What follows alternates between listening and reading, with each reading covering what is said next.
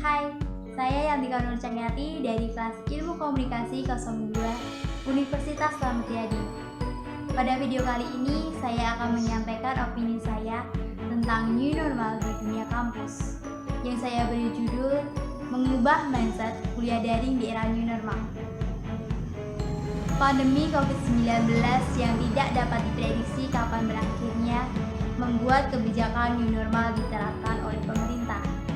Kebijakan new normal dimaksudkan agar masyarakat dapat kembali beraktivitas, namun dengan menerapkan protokol kesehatan. Dengan demikian, masyarakat mampu memiliki pola hidup yang baru, tentunya pola hidup yang bersih dan sehat. Hal ini dilakukan untuk dapat hidup berdampingan dengan COVID-19 serta untuk mengembalikan produktivitas masyarakat, sehingga kondisi perekonomian negara yang sempat menurun dapat kembali stabil. Pada sektor pendidikan di era new normal ini, Menteri Pendidikan dan Kebudayaan Nadiem Makarim mengatakan bahwa kegiatan perkuliahan pada semua zona masih dilakukan secara daring sampai ada kebijakan lebih lanjut. Keputusan ini diambil karena mahasiswa dinilai memiliki kemampuan lebih baik dalam pembelajaran jarak jauh dibanding sekolah dasar dan sekolah menengah.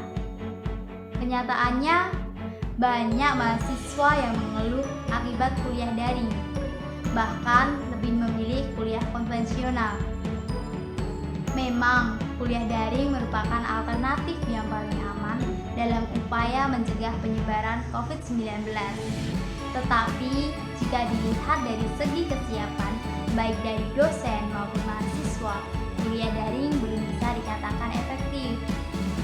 Meskipun sudah dilaksanakan selama kurang lebih 3 bulan, kuliah daring belum berjalan dengan lancar. Tak sedikit mahasiswa yang merasa bahwa penyampaian materi kurang mengena. Alih-alih mendapat pemahaman materi yang maksimal, mahasiswa justru mendapat banyak tugas.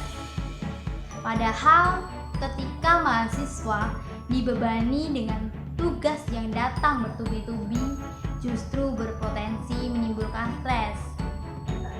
Beberapa mahasiswa juga mengalami kendala jaringan yang tidak stabil karena berada di daerah yang jangkauan sinyalnya rendah. Selain itu, kuliah daring juga memaksa mahasiswa untuk membeli kuota internet dengan harga yang tidak murah. Fasilitas yang disediakan di kampus tidak dapat dinikmati oleh mahasiswa selama kuliah daring. Tetapi, biaya UKT tetap dibayarkan dengan nominal yang sama. Alhasil, banyak mahasiswa yang menuntut pengurangan biaya UKT. Hal inilah yang perlu mendapat perhatian khusus baik dari dosen maupun dari pemerintah agar mampu mengatasi beberapa kendala tersebut. Di samping itu, mengubah mindset dari dosen serta mahasiswa juga sangat diperlukan agar kuliah daring dapat berjalan dengan optimal. Sivitas Akademika perlu menanamkan mindset bahwa kuliah tidak harus datang ke kampus. Dengan kecanggihan teknologi, kuliah dapat dilakukan tanpa harus tatap muka secara langsung.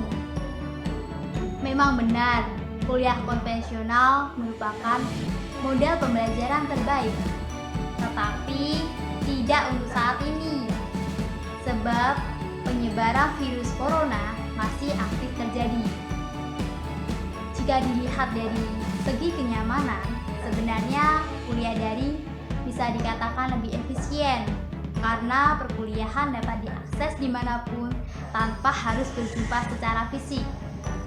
Dengan demikian, hal tersebut justru membantu menghemat pengeluaran biaya yang dikeluarkan selama kuliah konvensional, seperti biaya kos, biaya transportasi, serta uang jajan ketika di kampus.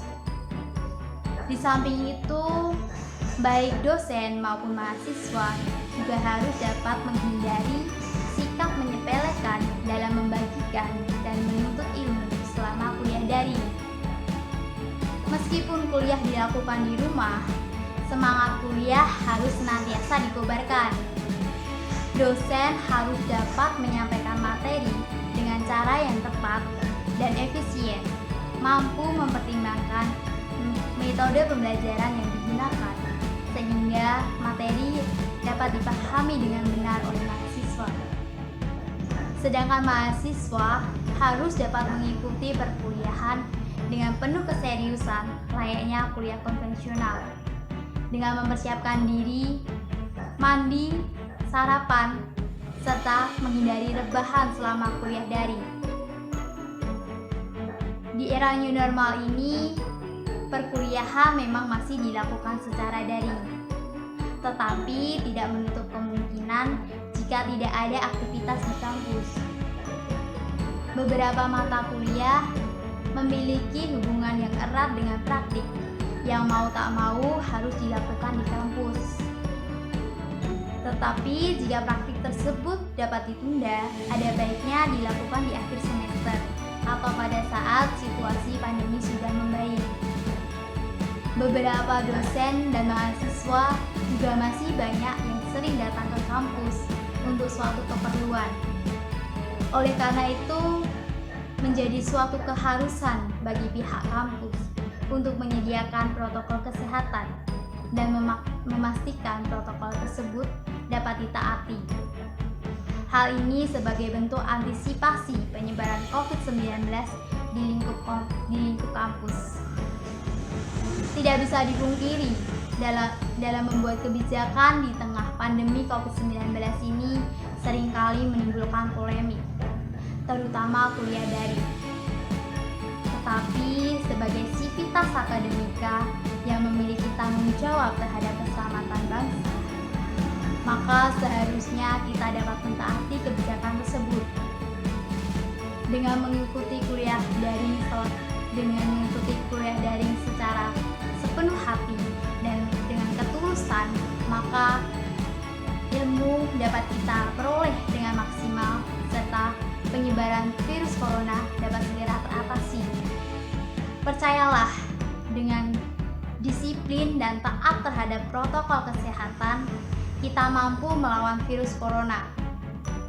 Memang tidak bisa instan, tetapi dengan kesabaran dan kerjasama, mata rantai penyebaran COVID-19 dapat segera diputus.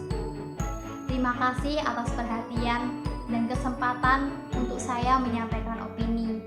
Kurang lebihnya saya mohon maaf.